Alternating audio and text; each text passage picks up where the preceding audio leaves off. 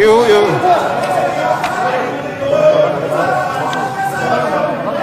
you please sit down, please.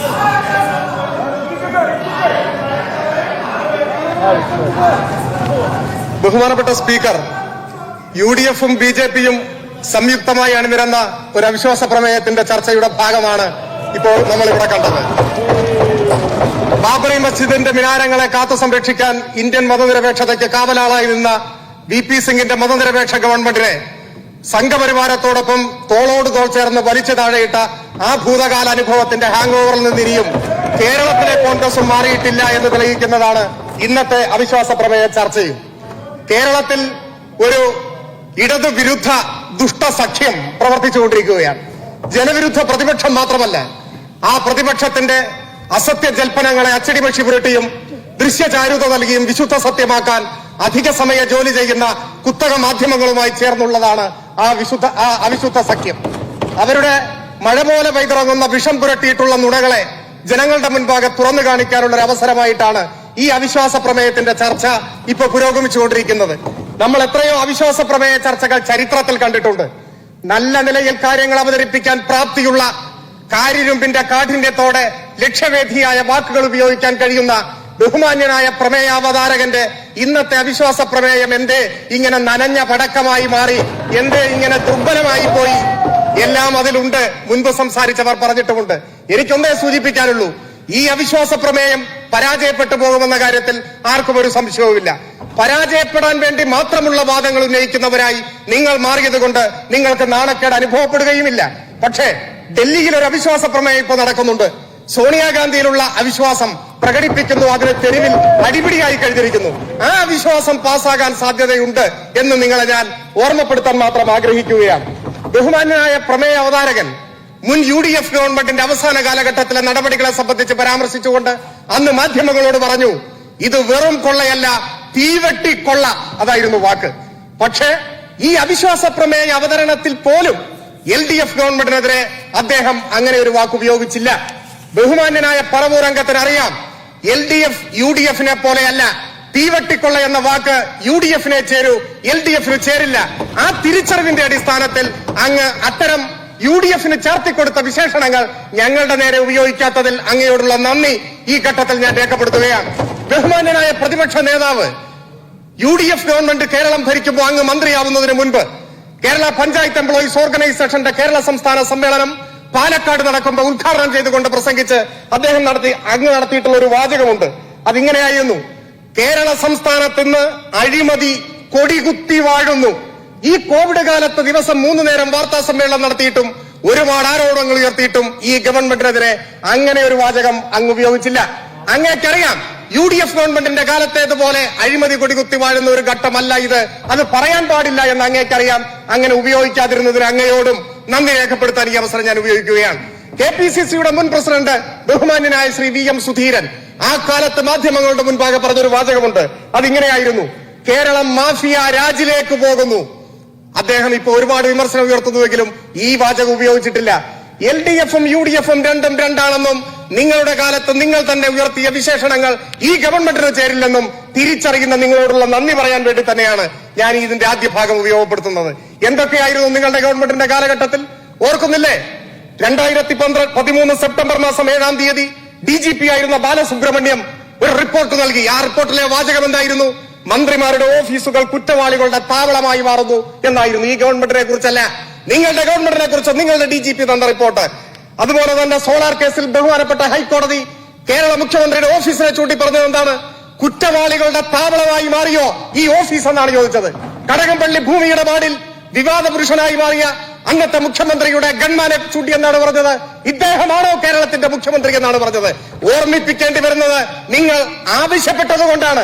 ഞങ്ങൾ ഇതൊന്നും വലിച്ചു പുറത്തിടാൻ ആഗ്രഹിച്ചതല്ല. നിങ്ങളായി ഒരു അവസരം ഉണ്ടാക്കി തന്നു, അപ്പൊ ഞങ്ങൾ ഉപയോഗിക്കാതിരിക്കുന്നത് ശരിയല്ല എന്ന് മാത്രമേ ഉള്ളൂ. വഴിയെ പോയവൻ മുഖ്യമന്ത്രിയുടെ കസേരയിൽ കയറിയിരുന്ന് നിരങ്ങിയ കാലമല്ല ഇന്ന് കേരളത്തിലുള്ളത് എന്ന് നിങ്ങൾ ശരിയായിട്ട് തിരിച്ചറിയണം. എത്ര അഴിമതി കേസുകൾ നിൽക്കുന്നു? ടൈറ്റാനിയം കേസ് പോയോ? പാനോയിൽ കേസ്. ബഹുമാന്യനായ പിറവമംഗം ഒന്ന് ശ്രദ്ധിക്കണം. അങ്ങ് നേരത്തെ പ്രസംഗിച്ചല്ലോ. അഭിവന്ദ്യനായ അങ്ങയുടെ പിതാവ് ഉയർത്തിയ കോടാനുകോടിയുടെ അഴിമതി, സൈൻ ബോർഡ് അഴിമതി ഓർമ്മയില്ലേ? ഈ അഴിമതി കേസുകളെല്ലാം പോയെന്ന് കരുതരുത്. ഒരു അഴിമതി കേസ് അതിന്റെ നടപടികൾ പൂർത്തീകരിച്ച് അവസാന ഘട്ടത്തിലെത്താൻ 33 കൊല്ലം വരെ എടുത്തേക്കുമെന്ന് ബഹുമാന്യനായ മുൻ മുഖ്യമന്ത്രിയുടെ മറുപടി എന്റെ കയ്യിലുണ്ട്. എല്ലാം വരാനിരിക്കുന്നു. ജയിലിലേക്കുള്ള യാത്രയല്ല, UDF ഘോഷയാത്രയായി ജയിലിലേക്ക് പോകുന്ന കാഴ്ചയാണ് വരാൻ പോകുന്നത്. കള്ളസ്വാമിക്കും തോട്ടമുടമയ്ക്കും മാഫിയ സംഘ തലവനും കേരളം പതിച്ചു കൊടുക്കാൻ ഉത്തരവിൽ ഒപ്പിടുമ്പോ ബഹുമാന്യനായ മുൻ മുഖ്യമന്ത്രി അങ്ങയുടെ കൈ വിറച്ചിട്ടില്ലല്ലോ. അത് കണ്ടു വളർന്നതാണ് ഈ കേരളത്തിലെ ജനങ്ങൾ. ഈ വഞ്ചക വലതുപക്ഷത്തെ ആ അനുഭവങ്ങളുടെ അടിസ്ഥാനത്തിലാണ് കേരളത്തിലെ ജനങ്ങൾ പ്രബുദ്ധ കേരള രാഷ്ട്രീയത്തിന്റെ പുറംപോക്കിലേക്ക് വലിച്ചെറിഞ്ഞത്. ഞങ്ങളെ അധികാരത്തിലേക്ക് കൊണ്ടുവന്നത് കേരളത്തിലെ നിസ്വരായ ജനങ്ങളാണ്, പാവപ്പെട്ട മനുഷ്യരാണ്, നിങ്ങളുടെ കുറ്റകൃത്യങ്ങൾ കണ്ട് പൊറുതിമുട്ടിയ ജനതയാണ്. അവരോടാണ് ഞങ്ങൾക്ക് പ്രതിബദ്ധത, അവരോടാണ് ഞങ്ങൾക്ക് ബോധ്യപ്പെടുത്താനുള്ളത്. ആ ജനത്തോടുള്ള പ്രതിബദ്ധത ഉയർത്തിപ്പിടിച്ചുകൊണ്ടാണ് ഈ ഗവൺമെന്റ് മുൻപോട്ട് പോകുന്നത്. എന്തെല്ലാം കെടുതികൾ നേരിടേണ്ടി വന്നു. നീപ്പയും ഓക്കിയും കൊറോണയും പ്രളയവും എല്ലാം ഈ നാടിനെ വേട്ടയാടിയപ്പോ ലോകത്തിലെ വൻശക്തികൾ പോലും വീണുപോകുന്ന വെല്ലുവിളികളുടെ മുൻപിൽ ചലിപ്പിക്കാനാവാത്ത മഹാപർവ്വതത്തെ പോലെ പ്രതിരോധത്തിന്റെ മഹാശൃംഖല പടുത്തുയർത്തി ഈ കേരളത്തെ മുൻപോട്ട് നയിച്ച കേരളത്തിന്റെ ചരിത്രത്തിലെ ഏറ്റവും കരുത്തരായ മുഖ്യമന്ത്രിയെ നിങ്ങളിപ്പോ എന്ത് ചെയ്യാനാ ശ്രമിക്കുന്നത്? കേരള രാഷ്ട്രീയത്തിന്റെ നെറുകയിലേക്ക് അദ്ദേഹം വളർന്നു വന്ന കാലത്ത് തന്നെ അദ്ദേഹത്തിന്റെ പ്രാണനെടുക്കാൻ കൊലയാളിക്ക് തോക്കും പണവും കൊടുത്തയച്ചത് നിങ്ങളുടെ നേതാവായിരുന്നില്ലേ?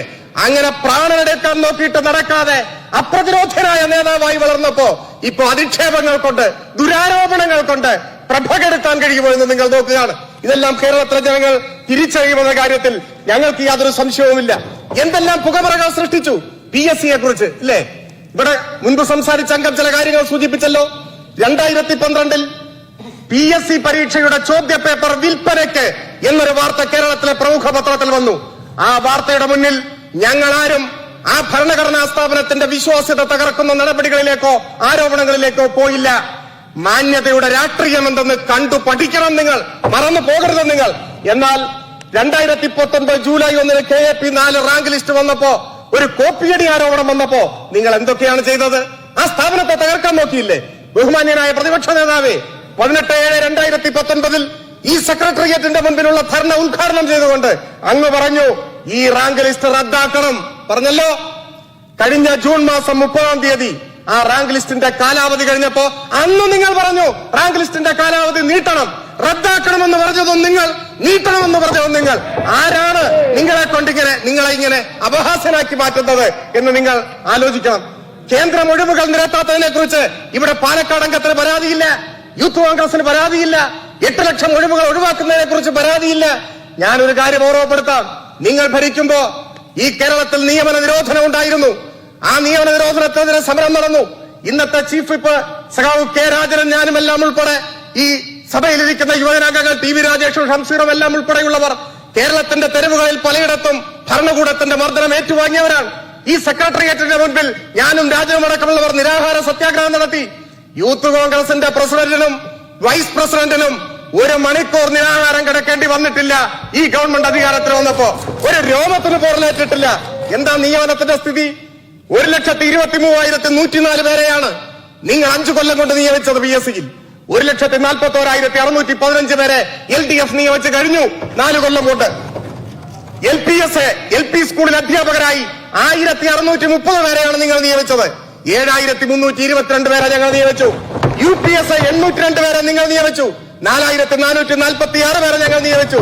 സ്റ്റാഫ് നഴ്സായി 2,532 പേർ നിങ്ങളുടെ കാലത്ത്, 5,807 പേർ ഈ കാലത്ത്. പോലീസ് സേനയിൽ 4,796 നിങ്ങളുടെ കാലത്ത്, 11,268 ഞങ്ങളുടെ കാലത്ത്. എംപ്ലോയ്മെന്റ് എക്സ്ചേഞ്ച് വഴിയുള്ള താൽക്കാലിക നിയമനം 51,648 നിങ്ങളുടെ കാലത്ത്. LDF ഗവൺമെന്റ് ഈ 4 കൊല്ലത്തിനുള്ളിൽ 82,577. കണക്കുകൾ കഥ പറയട്ടെ. നിങ്ങൾ 4 മാധ്യമങ്ങൾ കൂടെയുണ്ടെന്ന് കരുതി കേരളീയ മനസാക്ഷിയെ മുഴുവൻ ഇരുട്ടിൽ നിർത്താമെന്ന് കരുതുന്നോ? നിങ്ങൾ തെറ്റിദ്ധരിപ്പിക്കാമെന്ന് കരുതുന്നോ? ഇതൊക്കെ പൊളിക്കാൻ ഇങ്ങനെ ഒരു അവസരം ഞങ്ങൾക്ക് തന്നതിൽ നന്ദിയുണ്ട് ഞങ്ങൾക്ക്. CMDRF കേരളത്തിലെ പാവപ്പെട്ട മനുഷ്യർക്ക് ദുരിതാശ്വാസ നിധിയിൽ നിന്നുള്ള ആശ്വാസം നിങ്ങളുടെ 5 കൊല്ലം കൊണ്ട് നിങ്ങൾ കൊടുത്തത് 651 കോടി. ഈ 4 കൊല്ലം കൊണ്ട് 5,100 കോടി കൊടുത്തു ഈ ഗവൺമെന്റ്. കേരളം വിലയിരുത്തട്ടെ, പ്രബുദ്ധ കേരളം ചെവി തുറന്ന് കേൾക്കട്ടെ, കാണട്ടെ ഈ വ്യത്യാസം. ഇവിടെ ജനസമ്പർക്ക പരിപാടി നടത്തിയല്ലോ, 100 കോടിയാണ് വിതരണം ചെയ്തത്. പാവപ്പെട്ട രോഗിയുടെ എക്സ്റേ ഫിലിം എടുത്ത് മുൻ മുഖ്യമന്ത്രി പരിശോധിച്ച് മരുന്ന് കുറിപ്പെഴുതിയ ആ ജനസമ്പർക്കത്തിന് നിങ്ങൾ ചെലവഴിച്ചത് 23 കോടി രൂപ. 23 കോടി രൂപ പരസ്യം കൊടുത്ത് 100 കോടി വിതരണം ചെയ്ത അധമരല്ലേ അന്നത്തെ ഭരണപക്ഷം. ഇത് കേരളത്തിലെ ജനങ്ങൾ തിരിച്ചറിയുന്നില്ലേ? ഇപ്പൊ വന്നിട്ടുള്ള മാറ്റം കേരളത്തിലെ ജനങ്ങൾക്കറിയില്ലേ? സ്കൂളുകളുടെ മാറ്റം, എല്ലാ ക്ലാസ് മുറിയും ഹൈടെക് ആവുന്നു. നമ്മുടെ മാറ്റം ഉൾക്കൊണ്ട് 5 ലക്ഷം കുട്ടികൾ പുതുതായി അൺഎയ്ഡഡ് സ്കൂളിൽ നിന്ന് ഗവൺമെന്റ് സ്കൂളിലേക്ക് വരുന്നു. നദികൾ പുനർജനിക്കുന്നു. 1 ലക്ഷം മെട്രിക് ടൺ പച്ചക്കറി കൂടുതലായി ഉൽപ്പാദിപ്പിക്കുന്നു. 1.5 ലക്ഷം കിഴങ്ങ് വർഗ്ഗങ്ങളുടെ ഉൽപാദനം നടക്കുന്നു. 33,645 ഹെക്ടർ തരിശുനിലം കൃഷി ചെയ്യുന്നു. ഇതെല്ലാം ഈ നാട്ടിൽ വരുന്ന മാറ്റമാണ്. സപ്ലൈകോയെ അവശ്യ വസ്തുക്കളുടെ വില കൂട്ടില്ല എന്ന് ഞങ്ങൾ വാക്ക് പറഞ്ഞിരുന്നു 4 കൊല്ലം മുമ്പ്. ഇപ്പൊ ഞങ്ങൾ പറയുന്നു 2016 ഈ ഗവൺമെന്റ് അധികാരത്തിൽ വരുമ്പോൾ ഉള്ളതിൽ നിന്ന് 1 പൈസ ഏതെങ്കിലും ഒരു നിത്യോപയോഗ സാധനത്തിന്റെ വില കൂടിയിട്ടുണ്ടോ? ഇങ്ങനെയല്ലേ ഒരു ഗവൺമെന്റ് പൊതുവിപണിയിൽ ഇടപെടേണ്ടത്, മുൻപോട്ട് പോകേണ്ടത്? കോവിഡ് എന്ന മഹാമാരിയുടെ മുൻപിൽ ലോകം വിറങ്ങലിച്ചു നിൽക്കുമ്പോ നമ്മൾ ആത്മാഭിമാനം ഉയർത്തിപ്പിടിച്ച് ലോകത്തിന്റെ മുൻപിൽ അഭിമാനത്തോടെ നിൽക്കുന്നു. നമ്മൾ വിജയകരമായി കോവിഡിനോട് പൊരുതി നിൽക്കുന്നു. ആരും പട്ടിണിയിലാകാതിരിക്കാൻ അവരുടെ വീടുകളിലേക്ക് ഭക്ഷ്യധാന്യവുമായി ഈ ഗവൺമെന്റ് കടന്നു ചെല്ലുന്നു. കേരളത്തിലെ ജനങ്ങൾ പറയുന്നു, ഏതു കെടുതിയും വരട്ടെ, ഞങ്ങളെ കാക്കാൻ പിണറായിയുണ്ട് എന്ന് പറയുന്ന ഒരു രീതിയിൽ കേരളം മാറുന്നു. അത് നിങ്ങൾക്ക് സഹിക്കുന്നില്ല. നിങ്ങൾ കരുതി ലോക്സഭാ തെരഞ്ഞെടുപ്പിലേതുപോലെ നിങ്ങൾക്ക് നല്ല പിന്തുണയുണ്ടെന്ന്. ആ കണക്കുകൂട്ടൽ തെറ്റിച്ചു. കോന്നി, വട്ടിയൂർക്കാവ്, പാല അടിപതറി വീഴുന്നു. ജനങ്ങൾ മാറി ചിന്തിക്കുന്നു. ഏഷ്യാനെറ്റ് എന്ന ഞങ്ങളെ എതിർക്കുന്ന ചാനൽ സർവേ നടത്തി പറയുന്നു, ഈ സർക്കാർ വീണ്ടും വരും. പ്രതിപക്ഷ നേതാവിന് 2% പിന്തുണയേ ഉള്ളൂ. അവിടെ കാലിടറി, ഹാലിളകി, സ്ഥലജല വിഭ്രാന്തിയായി. നിങ്ങളുടെ മുൻ ആഭ്യന്തര വകുപ്പ് മന്ത്രി ചാനലിലിരുന്ന് പറഞ്ഞു, ഒരു പ്രളയം വരാനിരിക്കുന്നു, അത് കഴിഞ്ഞാൽ വരൾച്ച വരും അല്ലെ? ദുരന്തങ്ങളിൽ പ്രതീക്ഷ അർപ്പിച്ച് ആയിരങ്ങൾ പിഴഞ്ഞു വീട് വരിക്കുന്ന കേരളത്തിന്റെ തെരുവുകളെ സ്വപ്നം കണ്ടുകൊണ്ട് ആ ശവശരീരങ്ങൾക്കിടയിലൂടെ അധികാരത്തിലേക്ക് കടന്നു വരാനുള്ള ഒരു മാർഗം തെളിയും. ഞാൻ ആരുടെ പേരൊന്നും പറഞ്ഞിട്ടില്ല. ഒരു മാർഗം തെളിഞ്ഞു വരും എന്ന് പ്രതീക്ഷിക്കുന്ന കഴുകന്മാരായി നിങ്ങൾ മാറി. അവസാനം നിങ്ങൾക്ക് പിടിച്ചു നിൽക്കാനാവില്ലെന്ന് കണ്ടപ്പോ നിങ്ങൾ SDPIയുമായി സഖ്യമുണ്ടാക്കാൻ ആലോചിച്ചു. വെൽഫെയർ പാർട്ടിയുമായി സഖ്യമുണ്ടാക്കാൻ ആലോചിച്ചു. എന്തെല്ലാം വിഡ്ഢിത്തങ്ങൾ നിങ്ങൾ ഈ കാലഘട്ടത്തിൽ ഉയർത്തിക്കൊണ്ടുവരാൻ ശ്രമിച്ചു. സമയം തന്നാ മതി sir. I want A point of order sir. ഇവിടെ ഞാൻ ഈ കാണിക്കുന്ന രേഖ ഡിസാസ്റ്റർ SDMA മുഖ്യമന്ത്രിയാണ് ചെയർമാൻ, വൈസ് ചെയർമാൻ നമ്മളുടെ റവന്യൂ വകുപ്പ് മന്ത്രിയാണ്. SDMAയുടെ ഒരു അവരുടെ ഓർഡറാണ്, ഉത്തരവാണ് സാർ. ആ ഉത്തരവിനകത്ത് അവർ പറഞ്ഞിരിക്കുന്നത് ഇവിടെ പ്രളയം വരാൻ പോകുന്നു എന്ന് തന്നെയാണ് സാറേ. മാത്രമല്ല ഇത് വന്നിരിക്കുന്നത് മെയ് മാസം 9 തീയതി.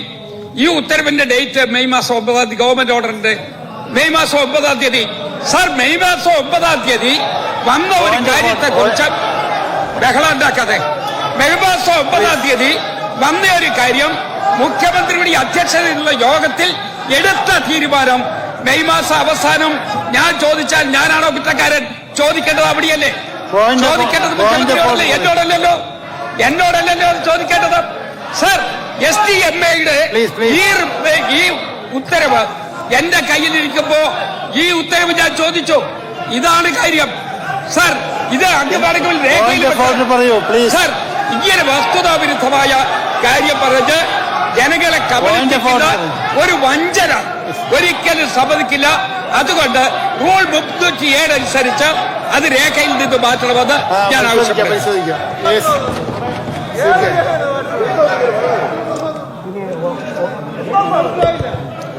എത്ര മുതിർന്ന ഒരു നേതാവാണ്. എന്റെ പ്രസംഗം തടസ്സപ്പെടുത്താൻ അദ്ദേഹം അല്പസമയം ഒരു KSU നേതാവായി, അത്രയേ ഉള്ളൂ. വിരോധമില്ല. ഏതെല്ലാം വില കുറഞ്ഞ ആരോപണങ്ങൾ പ്രതിപക്ഷ നേതാവ് ഉന്നയിച്ചു. കേരളീയ സമൂഹത്തിൽ അദ്ദേഹം നാണം കെട്ടു. അദ്ദേഹം പറഞ്ഞു, ആരോഗ്യമന്ത്രിക്ക് മീഡിയ മാനിയ അല്ലേ? അങ്ങനെ പറയാമോ? കേരളത്തിന്റെ കരുത്തായി നമ്മുടെ ഒരു സഹോദരി ഈ നാടിനെ നയിച്ചപ്പോ ഇത്ര അസഹിഷ്ണുത തോന്നാമോ?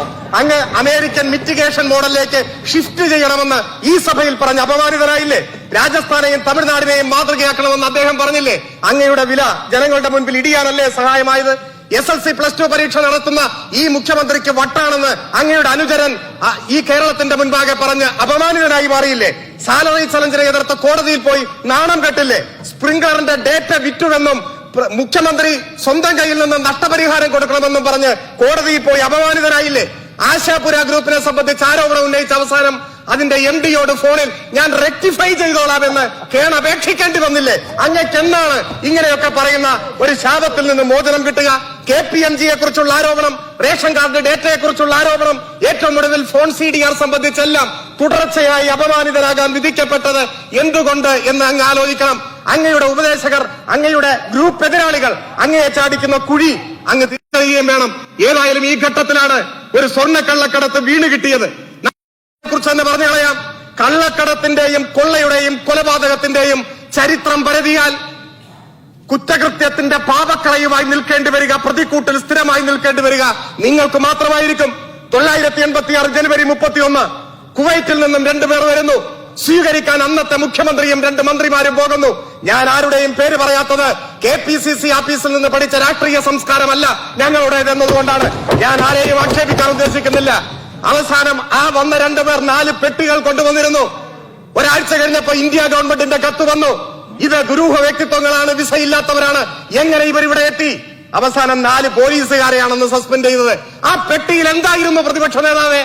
അതിനുശേഷം ഒരു യുവ നേതാവ് ആദ്യമായി വിദേശത്തേക്ക് പോയി തിരിച്ചു വന്നപ്പോ ഗ്രീൻ ചാനലിലൂടെ 8 പെട്ടികൾ കൊണ്ടുവന്നു. അറിയാലോ, ഞാൻ അതൊന്നും ആരുടെയും പേര് പറയുന്നില്ല. എന്തായിരുന്നു ആ 8 പെട്ടിക്കകത്ത്? എന്ന് തുടങ്ങിയതാണ് സ്വർണ്ണക്കള്ളക്കടത്ത്. ഈ കഴിഞ്ഞ നിങ്ങളുടെ കാലത്ത് കള്ളക്കടത്ത് തലവനായ ഫയാസുമായി ആത്മബന്ധമുണ്ടായിരുന്നത് ആർക്കാണ്, ആരെയാണ് എന്നും കൂടിക്കാഴ്ചയ്ക്ക് പതിവായി അദ്ദേഹം നടത്തിയിരുന്നത്. ഇതെല്ലാം നമ്മുടെ മുൻപിലുണ്ട്. ഇതെല്ലാം പരിശോധിക്കപ്പെടേണ്ടതല്ലേ? നമുക്കതിനെ കുറിച്ചെല്ലാം ചർച്ച ചെയ്യാം. 200 ടൺ സ്വർണം ഒരു കൊല്ലം ഇന്ത്യയിലേക്ക് വരുന്നു എന്നാണ് പറയുന്നത്. എയർപോർട്ട് വഴിയാണ് വരുന്നത് 200 ടൺ സ്വർണം. അതിനെക്കുറിച്ച് അന്വേഷിക്കണ്ടേ? ഇതിപ്പോ പിണറായി പിടിക്കണം എന്നാ പറയുന്നത്. അങ്ങ് ആഭ്യന്തരമന്ത്രിയായിരുന്നപ്പോ 17/3/2015 ബഹുമാനപ്പെട്ട അംഗം KS അലീഖ ചോദ്യം നമ്പർ 1858 അങ്ങയോട് ചോദിച്ചു, വിമാനത്താവളങ്ങൾ വഴിയും അല്ലാതെയും സംസ്ഥാനത്ത് സ്വർണ്ണക്കടത്ത് കൂടി വരുന്നു, അവ CBI ഉൾപ്പെടെയുള്ള അന്വേഷണ ഏജൻസികളുടെ പിടിയിലാകുന്നു, ശ്രദ്ധയിൽപ്പെട്ടിട്ടുണ്ടോ? ബഹുമാന്യനായ പ്രതിപക്ഷ നേതാവേ, അങ്ങയുടെ മറുപടി വിമാനത്താവളങ്ങളുടെ നിയന്ത്രണം സംസ്ഥാന പോലീസിനല്ല, സ്വർണ്ണക്കള്ളക്കടത്ത് കേസുകൾ കൈകാര്യം ചെയ്യുന്നത് കസ്റ്റംസും DRI-യും ആണ്. ഇതിനിടയിൽ മാറിയോ? അങ്ങയുടെ മറുപടി മാറിയോ? എയർപോർട്ടിന്റെ ചുമതല കേരള പോലീസിന് കൊടുത്തോ? അന്നത്തെ അങ്ങയുടെ മറുപടിയിൽ മറ്റൊരു കാര്യം കൂടി പറയുന്നു. അങ്ങയുടെ സേനയിലെ 5 പേർ ഈ കള്ളക്കടത്ത് കേസിൽ പിടിക്കപ്പെട്ടു. അവർ നിയമ നടപടി നേരിടുന്നു. സ്വന്തം സേനയിലെ 5 പേർ പ്രതികളായപ്പോ അങ്ങ് പറഞ്ഞ മറുപടി ഇതാണ്. മുഖ്യമന്ത്രിയുടെ ഓഫീസിൽ നിന്ന് വിളിച്ചു വന്നായിരുന്നല്ലോ ആരോപണം. BJP-യും അങ്ങ് ഒരേ സ്വരത്തിൽ പറഞ്ഞു, വിളിച്ചോ? ഈ സഭയിൽ പറ, എന്തിനിങ്ങനെ അപമാനിതരാവണം? ഞങ്ങൾ പറഞ്ഞത് ഏത് ഏജൻസിയും അന്വേഷിക്കട്ടെ എന്നാണ്. മനസാക്ഷിയുടെ കോടതിക്ക് വിട്ടെന്നല്ല, എന്റെ ഓഫീസിലേക്ക് പോലീസ് വരരുതെന്നല്ല, അന്വേഷിക്ക്, അതാണ് പറഞ്ഞത്. ഈ ധീരതയുടെ പേരാണ് ഇടതുപക്ഷ രാഷ്ട്രീയം എന്ന് പറയുന്നത്. ഞങ്ങൾ ധീരമായി നിലപാടെടുക്കുന്നത് ഞങ്ങളുടെ കൈകളിൽ കളങ്കമില്ലാത്തത് കൊണ്ടാണ്. ഇതുവരെ പിടിക്കപ്പെട്ട എല്ലാ പ്രതികളും കോൺഗ്രസും ലീഗും BJP-യും അല്ലേ? മാധ്യമങ്ങൾ ചർച്ച ചെയ്യില്ലെന്ന് കരുതി ജനങ്ങൾ അറിയില്ല എന്ന് നിങ്ങൾ കരുതരുത്. ഈ സ്വർണ്ണക്കള്ളക്കടത്തിലെ വിവാദ വനിതയും മറ്റൊരു പ്രതിയും കള്ളപ്പണം നിക്ഷേപിക്കാൻ വേണ്ടി അക്കൗണ്ട് തുറന്നത് തിരുവനന്തപുരം DCC മെമ്പർ PK സാംദേവിന്റെ പൂവാർ കോപ്പറേറ്റീവ് ബാങ്കിലാണ് എന്ന് അങ്ങേക്ക് അറിയാത്തതാണോ? എന്താ ബന്ധമെല്ലാം തിരിച്ചറിയട്ടെ. ബഹുമാനപ്പെട്ട പാലക്കാട് അംഗത്തിന് വല്ലാത്ത അസ്വസ്ഥത. NIA മുഖ്യമന്ത്രിയുടെ ആഫീസിലേക്ക് വരുന്നു എന്നാ. ഇതിനു മുമ്പ് പ്രധാനമന്ത്രിയുടെ ആഫീസിൽ വന്നിട്ടുണ്ട് അംഗമേ. പ്രധാനമന്ത്രിയുടെ ആഫീസിൽ ചാരക്കേസിൽ പ്രധാനമന്ത്രിയുടെ പ്രിൻസിപ്പൽ സെക്രട്ടറിക്ക് രാജിവെച്ച് പോകേണ്ടി വന്നു. എന്താ നിലപാട്? എന്റെ ബഹുമാനപ്പെട്ട പാലക്കാട് അംഗമേ, അങ്ങേക്ക് എത്ര നിലപാടാണ് ഒരേ വിഷയത്തിലെന്ന് ഈ സഭയുടെ മുൻപാകെ നിങ്ങൾ പറയണം. ആ ചരിത്രവും അനുഭവവും നമ്മുടെ മുൻപിലുണ്ട്. ഇത്രയും വന്നപ്പോ സ്വർണ്ണക്കള്ളക്കടത്ത് വിട്ടു, പിന്നെ ലൈഫിൽ പിടിച്ചു. ആരും ഇവിടെ ഒന്നും ആരോപണം ഉന്നയിച്ചില്ലല്ലോ. നിങ്ങൾക്കൊക്കെ എന്തായിരുന്നു ഈ ചർച്ചയുടെ ഭാഗമായി ഈ ഗവൺമെന്റിനെ വിചാരണ ചെയ്യായിരുന്നില്ലേ? ഉന്നയിക്കാമായിരുന്നില്ലേ? ഉന്നയിച്ചിട്ടില്ലല്ലോ. തലചായ്ക്കാനിടമില്ലാത്ത പട്ടിണി പാവങ്ങൾക്ക് ചോർന്നൊലിക്കാത്ത ഒരു മേൽക്കൂര ഉണ്ടാക്കി കൊടുക്കുക ഈ ഗവൺമെന്റിന്റെ ഉത്തരവാദിത്വമാണ്. ലോകത്തിന്റെ ചരിത്രത്തിലാദ്യമായി ഒരു വികസന 3ാം ലോക രാജ്യത്തെ ജനാധിപത്യ സ്റ്റേറ്റിൽ സമ്പൂർണ്ണ പാർപ്പിട പദ്ധതി, അതാണ് ലൈഫ്. 2.25 ലക്ഷം വീട് ഞങ്ങൾ കൊടുത്തു. വീട് തരാൻ സന്മനസ്സുള്ളവർ വന്നു, അവർ വീട് തരാൻ തയ്യാറായി. നമ്മൾ ആ വീട് ഏറ്റുവാങ്ങും. അപ്പൊ നിങ്ങൾ ചോദിക്കുകയാണ്, കമ്മീഷൻ ഉണ്ടോ? ആർക്കറിയാം? ഇതൊക്കെ നിങ്ങളുടെ ഇടപാടാണ്, ഞങ്ങൾക്കറിയില്ല. കമ്മീഷൻ ഉണ്ടോ? MOU എവിടെ? എഗ്രിമെന്റ് എവിടെ എന്ന് ചോദിക്കുന്ന ബഹുമാനപ്പെട്ട പ്രതിപക്ഷത്തെ ഞാനൊരു കാര്യം ഓർമ്മിപ്പിക്കുന്നു. നിങ്ങൾ കേരളം വീട് നിർമ്മിച്ചു കൊടുക്കാൻ 20 ഏജൻസി